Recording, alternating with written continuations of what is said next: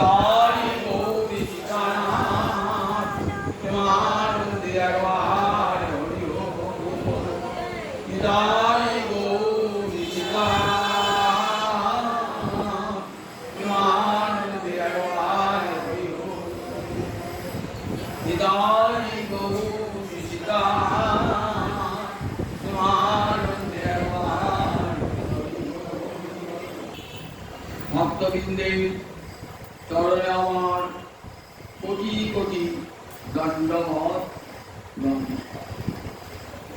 আজানুলম্বিত ভুজৌ কনকাবদাত সংকীর্তনৈক পিতর কমলায়তাক্ষু বিশ্বম্ভর দ্বিজবর যুগধর্মপাল বন্দে জগৎপ্রিয়কর করুণাবতার। বন্দে মানে অহং বন্দে, আমি বন্দনা করি, প্রণাম। জগৎ প্রিয় করো, জগতের হিতকারী মঙ্গলকারী গৌর এবং নিতাই, এই দুইজনকে আমি প্রণাম জানাই। তেমন তারা বলেন আজানুলম্বিত ভুজৌ। আজানু মানে জানু পর্যন্ত, লম্বিত বাহু জানু, এটা ভগবানটা একটা লক্ষণ। ভগবান বলছি ভগবান হবে না, ভগবানের একটা শারীরিক লক্ষণ হলো যে জানু পর্যন্ত লম্বিত বাহু। যারা ভগবত ভক্তি উচ্চ স্তরে উঠে যান না, যেমন ব্যাস সুখ, এদেরও বাহু আজান লম্বিত। আজান বিশাল স্তম্ভ, আকর্ণ বিস্তৃত নয়ন, এগুলো সব ভগবতটা লক্ষণ। আজানুলম্বিত ভুজৌ, দুটি বাহু কেমন জানু পর্যন্ত লম্বিত। কনকাবদাত, কনক মানে সোনা, অবদাত মানে উজ্জ্বল, সোনার মতন উজ্জ্বল বরণ। কার? গৌর এবং দুজন কি একসঙ্গে বন্ধা করছেন সব জীবচন। আজানুলম্বিত ভুজৌ দিবচন, কনকাবদাত দিবচন, সোনার মতন উজ্জ্বল বর্ণ দুই ভাই। সংকীর্তনৈক পিতর, পিতা চ মাতা চ, এক শেষ দন্ত করলে হয় পিতর। পিতৃ শব্দের তোমার দিবচনে পিতর, মাতা এবং পিতা একসঙ্গে সমস্ত পিতর। এক একমাত্র পিতা মাতা। কারণ সংকীর্তনে একমাত্র পিতা ও কে পিতা কে মাতা? চৈতন্যের সৃষ্টি এই নাম সংকীর্তন। নাম সংকীর্তনের স্রষ্টাকে শ্রী চৈতন্য নাম সংকীর্তন। আর সেই নাম সংকীর্তনকে পালন পোষণ করেছেন কে? আমার নিতাই স্বামী। পিতা সৃষ্টি করেন আর পালন করেন কে? মা। তাই চৈতন্য নাম সংকীর্তনের স্রষ্টা আর তার পালনকর্তা নিতাই চান। তাই একমাত্র সংকীর্তনের একমাত্র পিতা ও মাতা। সংকীর্তনৈক পিতর, সংকীর্তন যুক্ত এক পিতর। সন্ধিবদ্ধ পদে সংকীর্তনৈক পিতর। কমলায়তাক্ষ, কোমল মানে পদ্ম, আয়ত মানে বিস্তৃত, পক্ষী মানে চোখ। পদ্মের পাড় দেখেছেন তো, দুপাশটা মাঝখানটা সাদা। গৌরহরি আর নিতাই চাঁদের চোখ দুটো কেমন? একবারে আকর্ণ বিস্তৃত পদ্মের পাপড়ির মতো। সব ভগবত লক্ষণ, সব পদ্মের পাপড়ি। কমলায়তাক্ষ বিশ্বম্ভর, বিশ্বম বিভর্তি, বিশ্বকে ভরণ পোষণ করবেন কি দিয়ে? নাম দিয়া করিল বিশ্বের ভরণ পোষণ। কৃষ্ণ নাম দিয়ে বিশ্বের ভরণ এবং পোষণ করেছেন গৌরহরি এবং নিতাই চাঁদ। তাই বিশ্বম্ভর। যুগ ধর্ম পারো, কলিযুগের ধর্ম কি? হরিনাম সংকীর্তন। কলিযুগে কিন্তু আর কোনো ধর্ম নাই। সুখদেব হরিদ্বারের ব্রহ্মকুণ্ডের তীরে দ্বাদশ স্কন্ধে বলেছেন, শোনো কলৌ তদ হরি কীর্তনা। এক একটা যুগের এক একটা ধর্ম আছে তো। সত্য যুগে ধর্ম ছিল ধ্যান, ত্রেতা যুগে ধর্ম ছিল যজ্ঞ, দাপরের ধর্ম ছিল অর্চনা, কলিকালের তিনটে কোনটাই হবে না। কিন্তু করৌদার হরি কীর্তন বাহু তুলে হরিনাম সংকীর্তন। এটা তো কলিযুগের ধর্ম। এই যুগ ধর্ম না করলে পরে ভগবানকে পাওয়া যায়। যুগ ধর্ম পালন, যুগ ধর্মের পালন করেছেন কে? গৌর হরি এবং বিশ্বম্ভর নিজবর যুগ ধর্ম পাল বন্দে জগৎ প্রিয় করো করুণার অবতার গৌর হরি আর নিতাই। বৃন্দাবন দাস ঠাকুরের কেমন সুন্দর কেমন সুন্দর সুস্থ, কেমন অভিনিয়াস। বৃন্দাবন দাস কি জন্য বিখ্যাত বলুন? বৃন্দাবন দাস চৈতন্য ভাগবত রচয়িতা। প্রথম বাংলায় চৈতন্য লীলা রচনা করেন বৃন্দাবন দাস। তার আগে চৈতন্য লীলা অবলম্বন করে অনেক সংস্কৃত গ্রন্থ রচিত হয়েছে। কবি কর্ণপুর শিবানন্দ সেনের কনিষ্ঠ পুত্র কবি কর্ণপুর চৈতন্য চৈতামৃত মহাকাব্য রচনা করেছেন।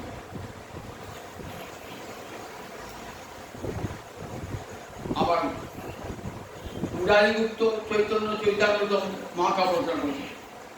চৈতন্য চন্দ্রোদয় করে নাটক লিখেছেন কর্ণপুর।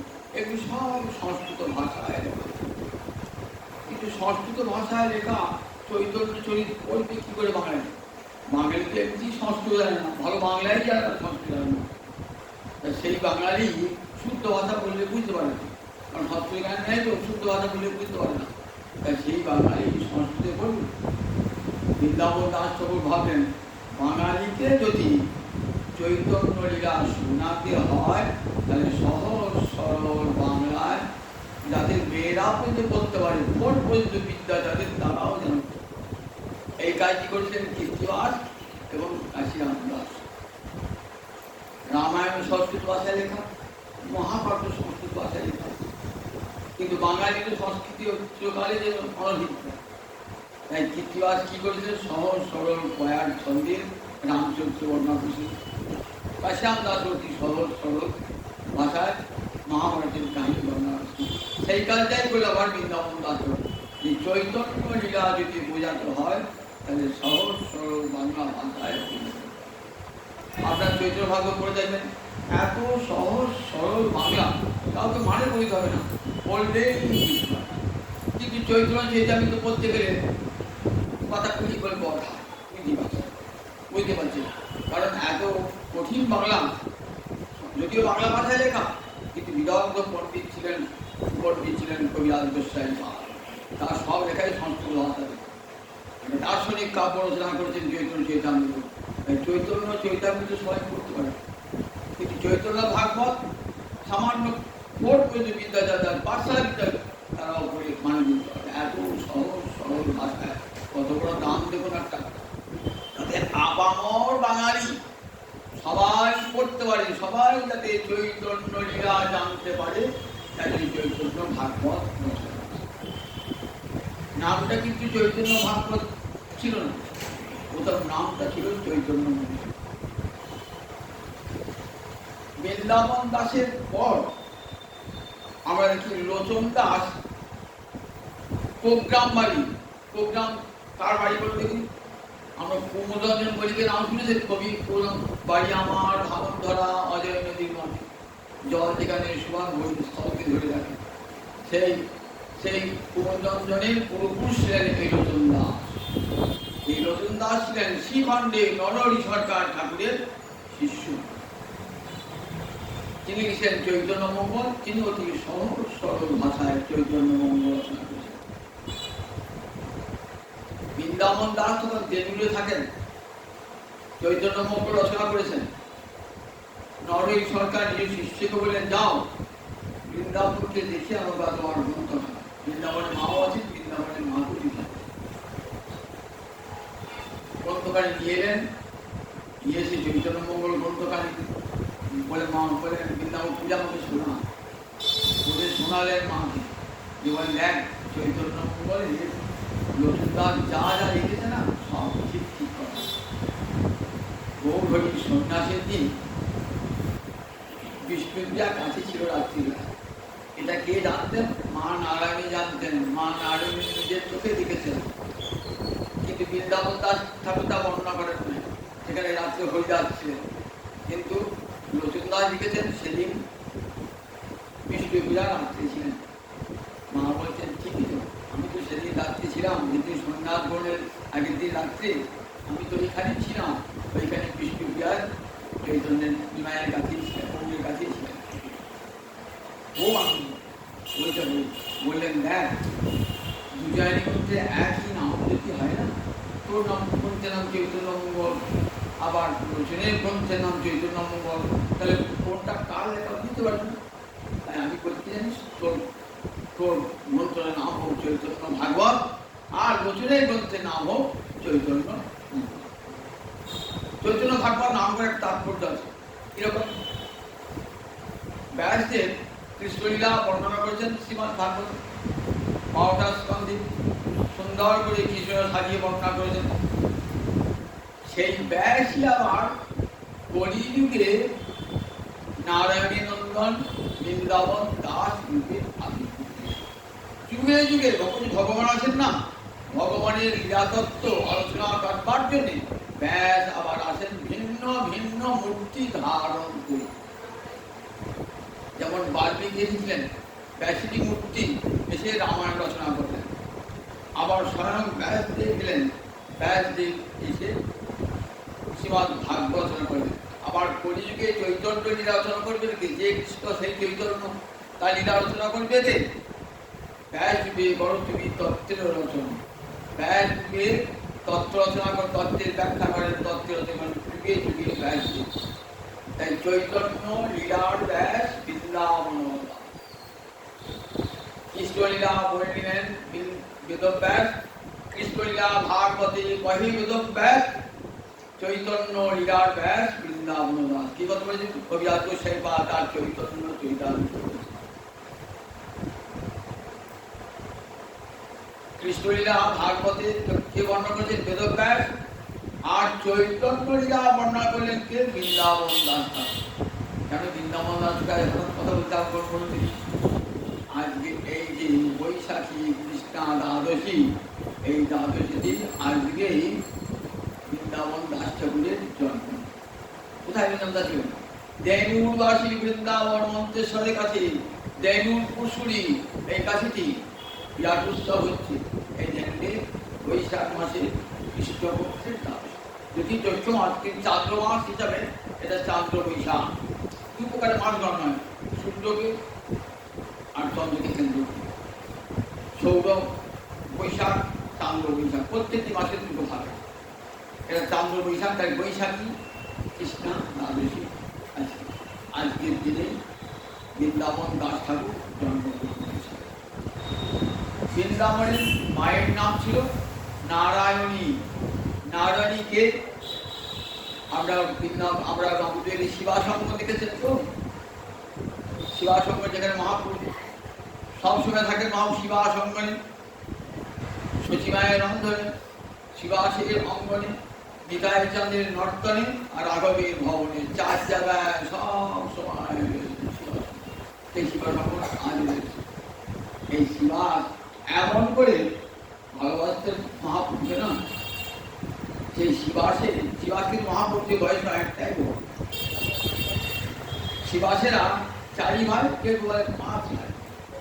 একজন ভাই, তার বড় ভাই নলিন পণ্ডিত, তার নাম দেখা যায় না, কারণ তিনি হয়তো গৌরলীলার সময় ছিলেন না, তাই তার নাম উল্লেখ করা হয়। এই নলিন পণ্ডিতের কন্যা হলেন নারায়ণ, অর্থাৎ শিবাসের ভাই কি ভ্রাতুষ্পুত্র হলেন নারায়ণী দেবী, যিনি বৃন্দাবন দাস ঠাকুরের মা। দেনুরবাসী বৃন্দাবন নারায়ণী নন্দন, চৈতন্য লীলার ব্যাস বৃন্দাবন দাস। আমরা হরিবাসের গানটা গান না, হরিবাসের গানটা গান, এই বৃন্দাবন দাস হচ্ছে শিখে যাওয়া চৈতন্য নিত্যানন্দ চাতজান বৃন্দাবন দাস এই গানটা হচ্ছে বৃন্দাবন দাস ঠাকুর আছে। সেই বৃন্দাবন দাস ঠাকুর ব্যাস 4 বার মহাপ্রভু গয়া থেকে ফিরে এসেছেন তো নাম সংকীর্তন শুরু করেছে। এদিকে শিবা বিকাশের অন্তর একটা ভয় ঢুকিয়ে দিয়েছে যে রাজার নৌকা আসে এখন তোমাদেরকে সপরিবারে নিয়ে যাও। মহাপ্রভু যে শিবা যদি রাজার নৌকে সে হরিনাম করার জন্য বেঁধে দিয়ে দেয়, তার তুই চিন্তা করি না, আমি আগে নৌকায় উঠবো, আমি আগে নৌকায় উঠবো, আমাকে আগে বেঁধে দিয়ে দেবে। প্রাণ ভরে নাম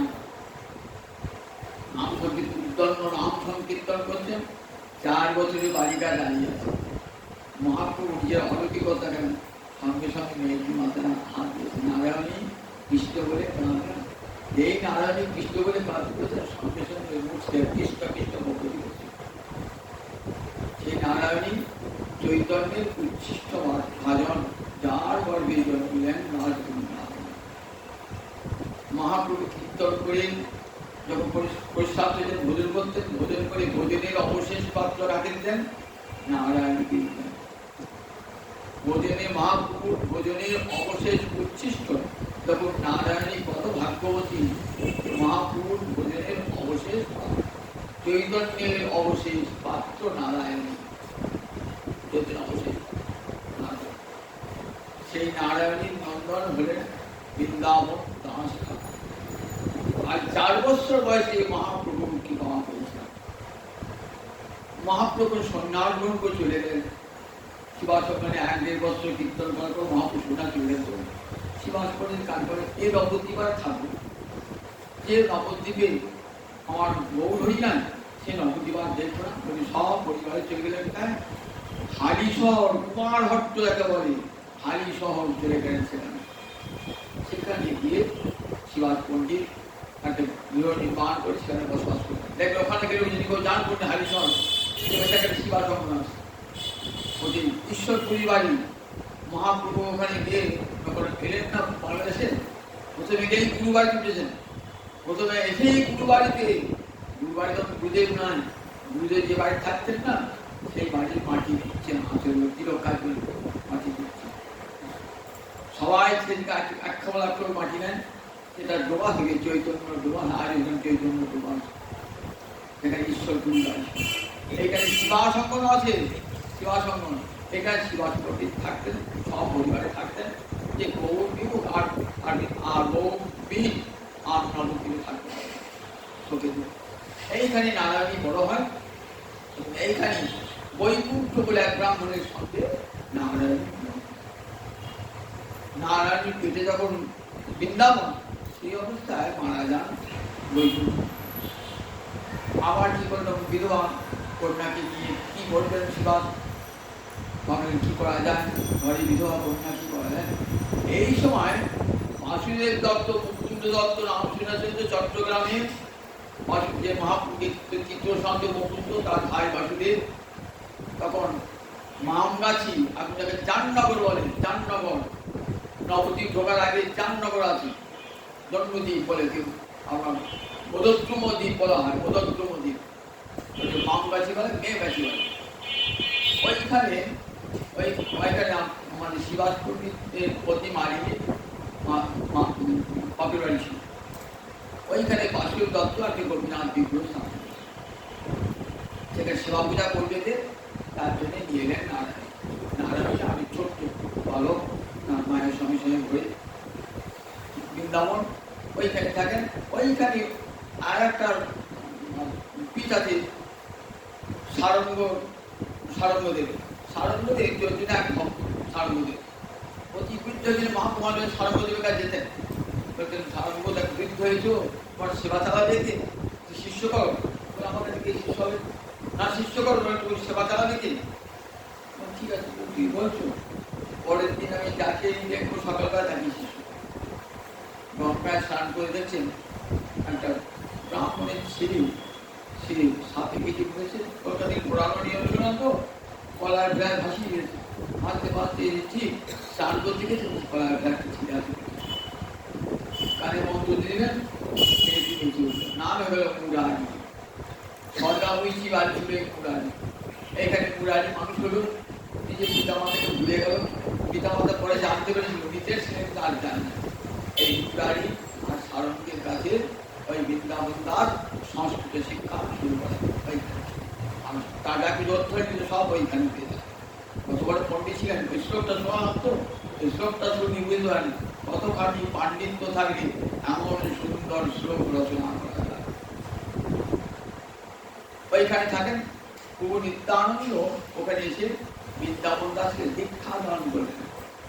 বৃন্দাবন দাসকে দীক্ষা দান করে বহু কৃপা করলেন।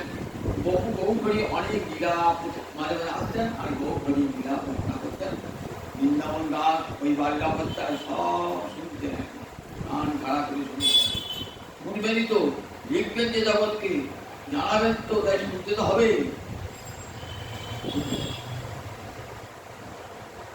এইবার নিতাই এসে আমি যাবেন কোথায়? প্রতি বৎসর গৌরীর ভক্তরা কোথায় যেত? নীলাচলে যেত। কখন রথের আগে নীলাচলে যেত। মা সচিব বিকাশকে অনুমতি নিয়ে গৌরীর ভক্তগণ যত যত গৌর দেশের ভক্ত, নবদ্বীপে, শান্তিপুরে, কৃষ্ণগরে, কাঁচাপাড়া সব ভক্ত রয়েছে, কুমির গ্রামে সব ভক্তরা সমবেত হতেন। অদ্বৈত আচার্য শিবানন্দ সেন এদের নেতৃত্বে পুজো করতে।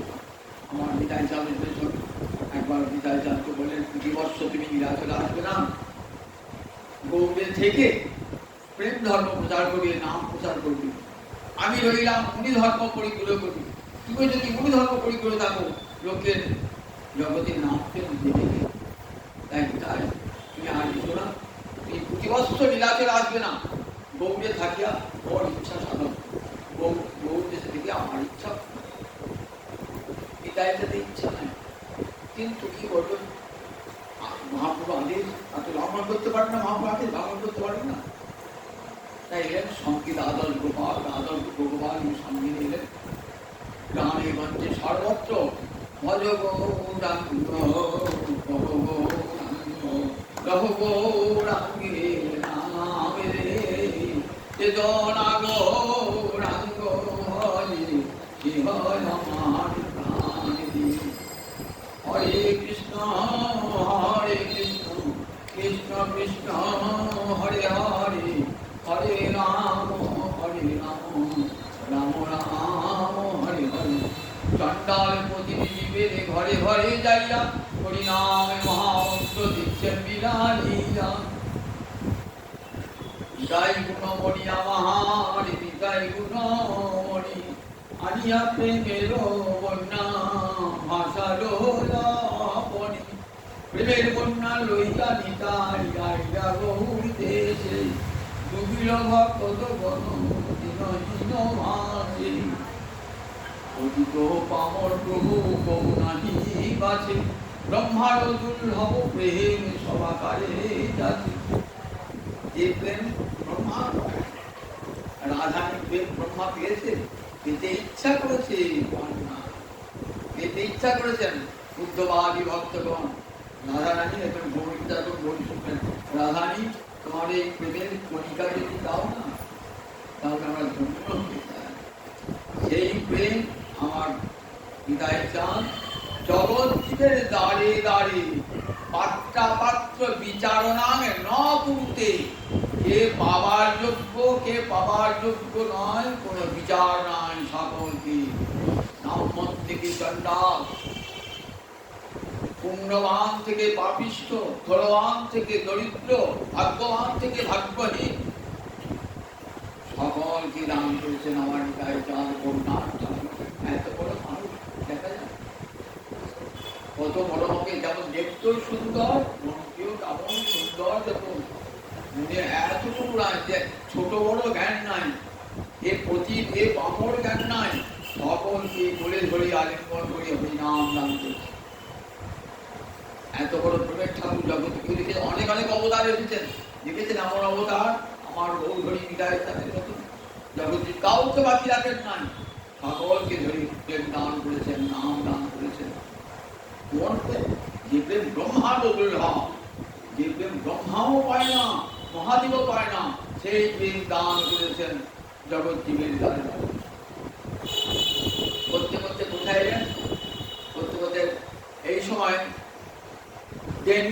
দেনুরের মন্তেশ্বরের কাছে দেনু কুশুরি দেনু কুশুর দেনু জায়গা, একটি গ্রাম, খণ্ড গ্রাম। সেই দেনু কখনো যাবেন, সুযোগ সময় সুযোগ হয়ে দেখে আসবেন। কাছে একটা বড় তীর্থ দেখা আসবেন বৃন্দাবন রাস্তা করে ব্যাসদেবের জন্মস্থান দেখা যাচ্ছে সত্যভাবে সেখানে গেলেন। এখানে একটা আম্রকুঞ্জ আছে আর ধরা পুষ্করিণী বলে একটা পুকুর আছে, সেখানে বহু আম গাছ আছে আর একটা হরিত কি গাছ আছে। সেখানে নিতাই চাঁদ যেখানে যেতেন লোক সংগ্রহ এমন মানুষ না, ভালোবাসার মানুষ সবাই ভালোবাসেন তো, দলে দলে নিতাই এসছে সব ছুটছে, এখান থেকে সেখান থেকে লোক ছুটছে। মানুষকে যে ভালোবাসার প্রমাণ দেখো, মানুষকে যে ভালোবাসে তার প্রমাণ দেখো, ছুটছে একেবারে দূরের গন্ধ এলে মৌমাছি আমার বম্পকে উঠতে যায়। এরপর বিদায় যখন যেখানে গেছিল বিদায় যাচ্ছি মহামস কে আনে কে খায় ঠিক নাই, সবাইকে ভোজন করা যায় কিছুই নাই, চাল নাই ডাল নাই কিছুই নাই।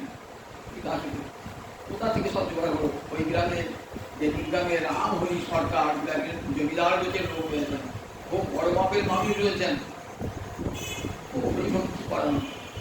মনে ভাবছেন কালে কোনো মহাপুরুষ আছে খবর লিখেছে, মাঠ থেকে ফিরে আসছেন, শুনলে আগে তার ভিড়তে গেছে রাত্রি সঙ্গে কিছু মহাপুরুষ আসবে, যত দেখছে সেই প্রেমের ঠাকুর এমন মানুষ কিন্তু দেবতা নেমে এসেছে, দেবতা রয়েছে, আনন্দের সীমা নাই এমন মানুষ কিন্তু স্বর্গ দেখা যায় না এমন কিন্তু স্বর্গভক্ত দেবতা। খুব অর্থ পায়ে ঢুকিয়ে বললেন বলেন কি দরকার সব, যা দরকার সব মহামহস্য সবাই একসঙ্গে নিদায় চাল সবাইকে একসঙ্গে ভোজন করছে সবাইকে। বলতে আমি তো রাখাল গলা ছেড়ে গরু চর্চাতে খায় সবাইকে, সব রাখালকে নিয়ে এসো সবাইকে একসঙ্গে বসে নিদায় চাল সকলকে নিয়ে করি। ভোজন রঙ্গ হল, ভোজন লীলা শেষের পর বৃন্দাবনকে বলছি কেমন খুব প্রিয় শিষ্য বেতন আর খুব হরিযোগে গেলে না সঙ্গে সঙ্গে আসলে ঘুরতে একটু করবো তারা মোটা গম্ভীর হয়ে গরিব তো সঙ্গে সঙ্গে কিছু বেড়ে গেছে। ও তাহলে সঞ্চয় প্রবৃত্তি এখনো যায় না। দেখো সন্ন্যাসীর সঞ্চয় করতে কোনো সন্ন্যাস হয়, সঞ্চয় প্রবৃত্তি যাদের আছে গৌর দর্শন তারা কোনোদিন গৌরী ভক্তের মধ্যে বৈরাগ্য প্রধান। গৌর আমার বৈরাগীর প্রবৃত্তি ধারণ করেছেন, দেখেছেন তো কেমন কঠোর বৈরাগ্য। গৌরী বৈরাগ্য, নারীও দর্শন করবেন, নিজের জন্ম ছাড়া আর কাউ দর্শন করবেন না, নিজের পত্নীকেও না দর্শন করবেন না, কোন ধনীর লোকের গৃহে ভোজন করবেন না। রাজা এতবার আহ্বান জানাচ্ছেন, রাজার কাছে যাবেন না, কারণ কঠোর বৈরাগ্য দেখুন আমার গৌরী। আর ভক্তের মধ্যে বৈরাগ্য দেখতে তিনি খুব আনন্দ পেতেন, যারা সন্ন্যাস ধর্ম গ্রহণ করেছে। নিতাই সাধু তাই নিতাই সাধু বললেন দেখো আমার সঙ্গে থাকতে গেলে সঞ্চয় প্রবৃত্তি হবে না, থাকতে চলবে না। সঞ্চয় প্রবৃত্তি গৃহলোকে থাকে, গৃহলোকের জন্য আলাদা উপদেশ আর সন্ন্যাসীর জন্য আলাদা উপদেশ। গৃহলোক ধর্মে অনুপার্জন করবে এবং কিছু সঞ্চয় করবে সংসার পরিপালনের জন্য, কিন্তু সন্ন্যাসী কখনো না। সন্ন্যাসী কি করে থাকেন বলে যথালাভ যেটা যা পায় খাবার কিনলো ভগবানের বলি বসি গোবিন্দ যদি বাঁচিয়ে রাখে থাকবো, তুই যাহার জোটান জুটবে জুটবে না। সেই ভাগবত অবধূত সম্পদ আছে না, অবধূতের অবধূত চলবে না। এবার বাড়ি নাই ঘর নাই, এখানে পেয়ে কাজ সেখানে শুয়ে থাকেন, এমনি করে উনি আহার জন্য জোটে না, এক একটা বনে শুয়ে আছে, উনি বুঝতে যান ভগবানের নাম লাভ করছে।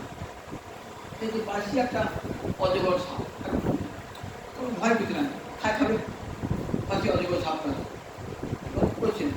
এই অজগর তো আমার সঙ্গে আজ 3 দিন বলে আছে, আর তো জুড়ল তো বেঁচে আছে কি 3 দিন, তো আমি বেঁচে আছি কিন্তু তো নাম করছিলাম অত বেঁচে আছে কি। দেখেন 3 দিনের পর একটা হরিণ ঘুরতে ঘুরতে দিন মুখের কাছে চলে এসেছে। হরিণ থেকে এবার লোকটা সে দেখে বলেন ও অজগর তুমি আমার গুরু হয়ে গেলে, আজকে গুরু তোমাকে আমি গুরু বলে স্বীকার করলাম। অজগর গুরু সাপ গুরু হয়ে গেল, তুমি আমাকে শিক্ষা দিলে যে দেখো আহারের জন্য কৃষ্ণ ভজন ত্যাগ করুন। এই শিক্ষা আমি তোমার কাছে পেয়ে গেলাম। এই শিক্ষা যদি বাঁচিয়ে রাখবার দরকার, ভগবান জীব দিয়েছেন যিনি, আহার করবেন তিনি। এই বিশ্বাস ভগবত নির্ভরশীলতা সন্ন্যাসী থাকবে, আর যথা আমি সন্তুষ্ট। বৃন্দাবনে কি সন্তুষ্টি করছে?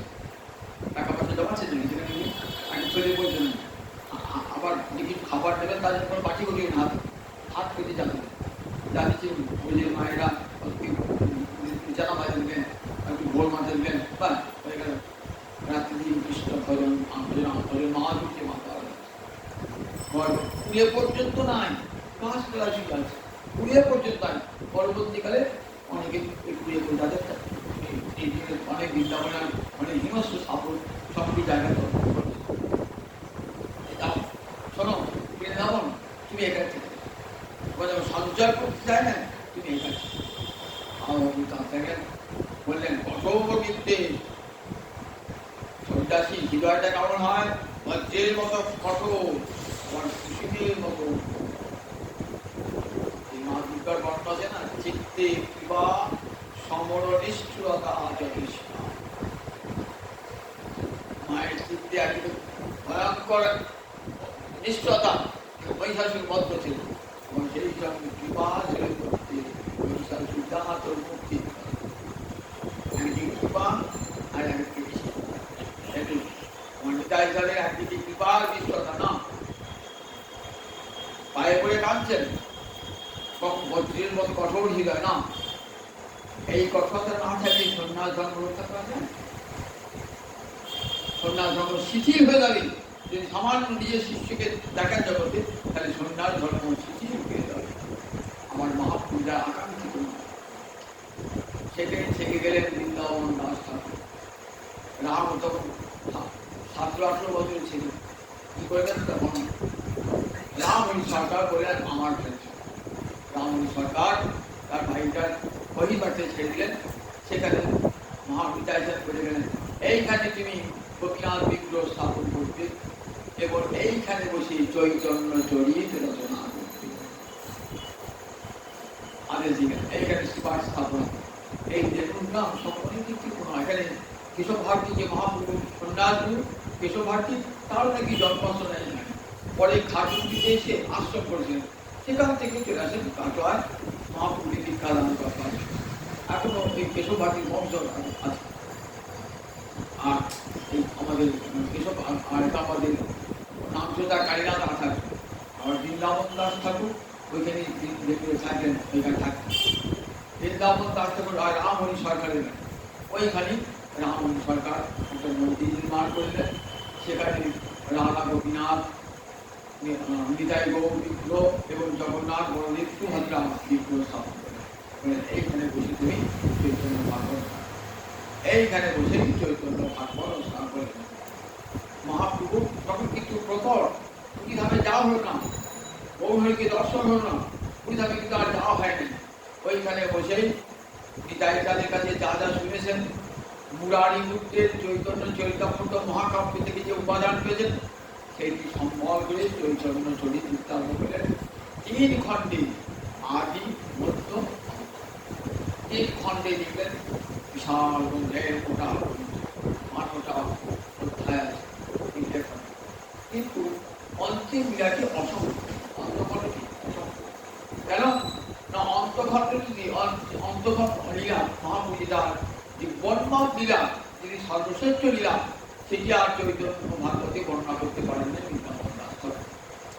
এই চৈতন্য মঙ্গল তেমন দেখুন বৃন্দাবন কবিরাজ গোস্বামী প্রশংসা করছেন, অনেকগুলো লোক শোনো চৈতন্য মঙ্গল, যাহার শ্রবণে বুঝিবে সব অমঙ্গল। চৈতন্য মঙ্গল শোনো কান পেতে, সব অমঙ্গল দূর হয়ে যাবে। দেখো মনুষ্যের রচিতে নারে হইছে গ্রন্থ ধন্য, বৃন্দাবন দাস মুখে বক্তাসী চৈতন্য। ওপর থেকে কে বলেছে জানো? স্বয়ং জিহ্বার আবির্ভূত যে শ্রী চৈতন্য বক্তাসী চৈতন্য। দেখো এই চৈতন্য মঙ্গল পড়ো, দেখো নাম কি চৈতন্য মঙ্গল, তো এই চৈতন্য মঙ্গল পড়ো, তোমরা ধন্য হয়ে যাবে, তোমাদের সমস্ত অমঙ্গল নাশ হয়ে যাবে।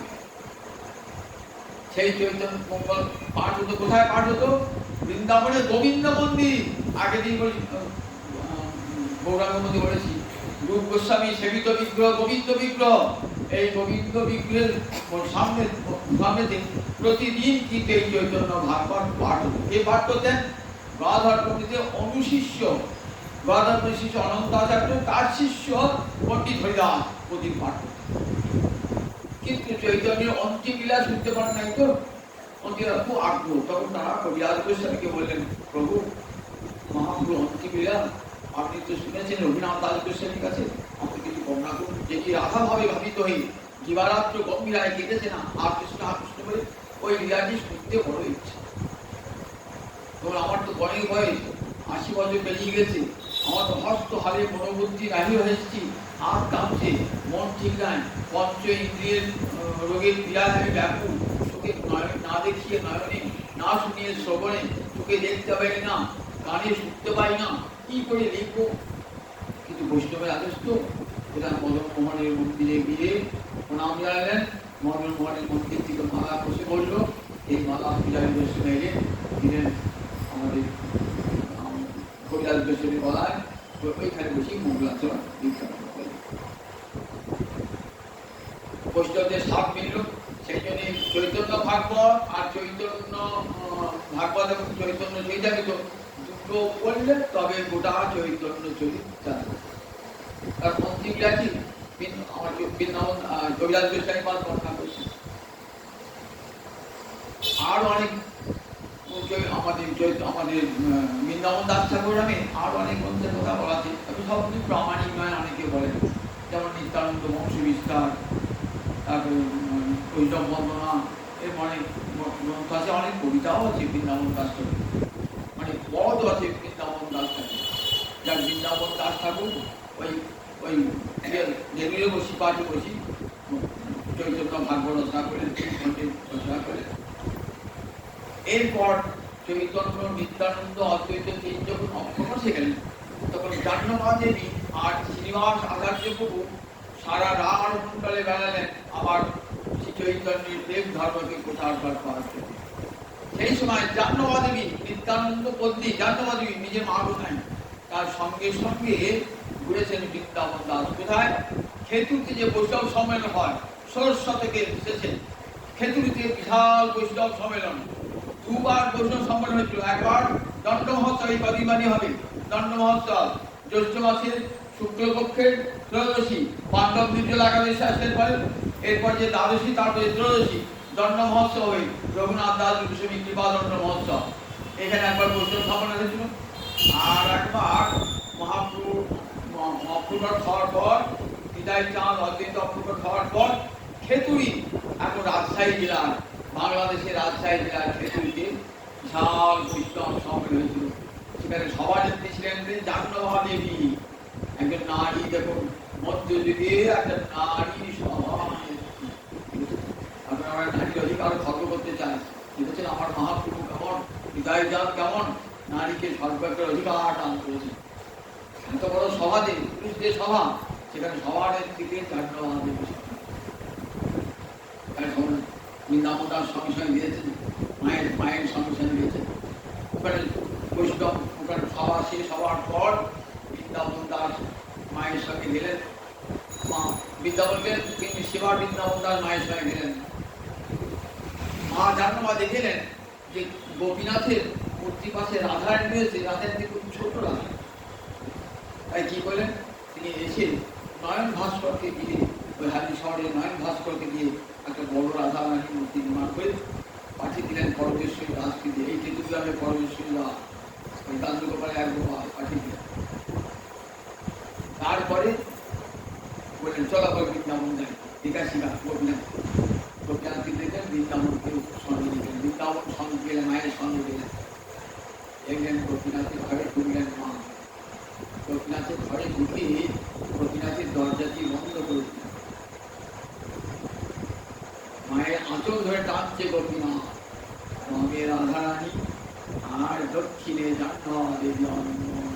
আজ যদি কেউ জানলাম কাম্য বলেন, দেখবেন গোপীনাথের ডাইনে জাহ্নবী দেবী, অনঙ্গমঞ্জরি, বামে রাধারানী। আজ আর খুঁজে খুঁজে দেখছেন, আর জাহ্নবী দেবী নাই, জাহ্নবী দেবী কাশী বিরাজ মা চলে গেলেন, লোকে পাওয়ার করে গেলেন। মায়ের সঙ্গে দেশের মাছের প্রবাসে অন্তরে ভরসা ছিল, মা চলে গেলেন। ওইখানে আর বৃন্দাবন ছাড়লেন না, ওইখানে রাধা কুণ্ডের তীরে বসে দিবারাজ করে খাবেন, রাধানি রাধানি বলে খাবেন। কাঁদতে কাঁদতে প্রায় 90 বছর হচ্ছে, কাঁদতে কাঁদতে ওইখানে অন্তর্ধান দিতে পারেন। আর দেহ পাওয়া যায়নি, দেহ সমাধি বলে কিছুই নাই। বৃন্দাবন যেমন কবিরাজ গোস্বামী মহারাজ ওইখানে রাধাকুণ্ডের তীরে তার সমাধি আছে, কিন্তু বৃন্দাবন তার সমাধি নাই। ওই রাধাকুণ্ডের তীরে উনি হাত রাধারানী হাত আদি করতে করতে অন্তর্ধান করেছিলেন। আর কার্তিক মাসের শুক্লপক্ষের প্রতিপদে এই উৎসবটা আপন জায়গায় হয়। কোথায় হয়? বৃন্দাবন রাজ ঠাকুর তার অনেক শিষ্য দেখেন, 4টা আত্মনাম ওখানে একটা সংখ্যা আছে, সমতলীগুলো একটা জায়গা আছে, সেখানে রাধা বৃন্দাবন যন্ত্রের সেবা হয়। কিন্তু পরবর্তীকালে তার শিষ্যরা বহু জায়গাতে রাধা বৃন্দাবন যন্ত্রের কার্তিক মাসের শুক্লপক্ষের প্রতিপদে যে অন্নপূর্ণ উৎসব, সেই দিন আজ আমি ভাবিরা এই বৃন্দাবন দাসের চরণে কোটি কোটি প্রণাম জানাই। আজ এখানে এই কথা